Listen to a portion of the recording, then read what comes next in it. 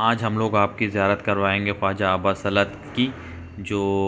مولا رضا کے بہت قریبی رازداروں میں سے رہے ہیں،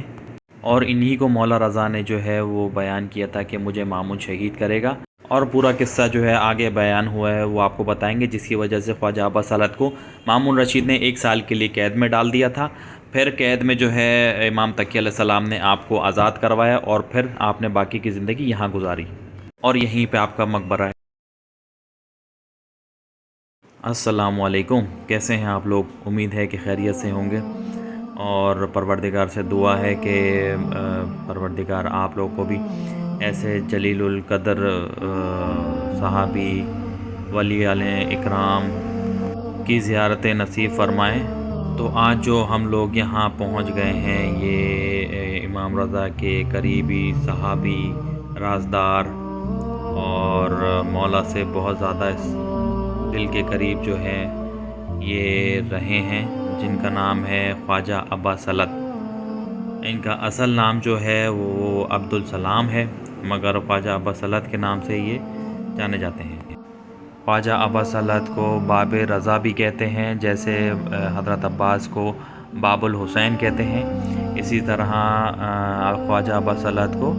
باب رضا کہتے ہیں۔ ان کی زیارت کے بغیر مولا رضا کی زیارت قبولیت کے مقام تک نہیں پہنچ پاتی، اسی لیے یہاں پہ بھی حاضری دینی پڑتی ہے ان کے روزے پہ۔ بعض علماء نے ان کے بارے میں لکھا ہے کہ جب یہ بہت بڑے بزنس مین ہوا کرتے تھے تو آپ نے ساری دولت شہرت جو ہے امام رضا کی ہی لیے قربان کر دی، اور پھر جب امام رضا کی خدمت میں جب یہ خواجہ ابا سلط آ گئے تھے تو پھر امام رضا کے بہت ہی قریبی صحابیوں میں سے رہے ہیں۔ تو مولا نے آپ کو ایک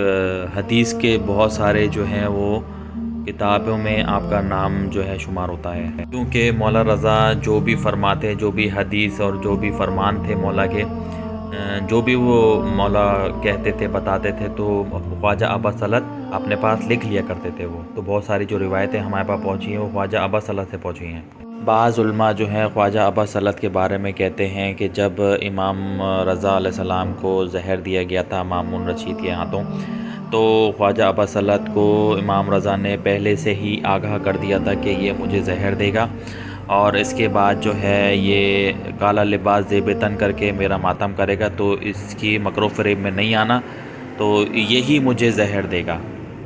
پھر مولا رضا نے خواجہ ابا سلط کو اپنی قبر کے متعلق بتایا کہ جب مامون رشید مجھے دفن کرنے لگے گا تو وہ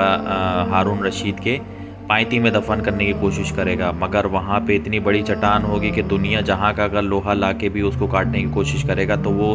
زمین ہلے گی نہیں وہاں سے۔ تو پھر خواجہ ابا سلط کو مولا رضا نے تنبیہ کی کہ تم پھر ان کو مشورہ دینا کہ ہارون رشید کے سرانے دفن کر دو مولا کو۔